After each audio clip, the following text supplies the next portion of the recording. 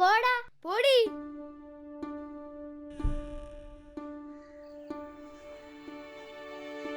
എന്താടോ പ്രശ്നം? എല്ലാരും വല്ലാത്തൊരു മൂഡിലാണല്ലോ. പ്രശ്നം എന്നും ഉള്ളത് തന്നെ. രണ്ടും കൂടി ഫോണിന്റെ പേരും പറഞ്ഞ് അടികൂടിയിരിക്കുക.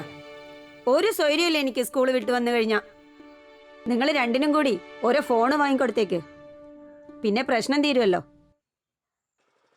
ഇതാണോ കാര്യം? പരിഹാരം ഉണ്ടാക്കാന്ന്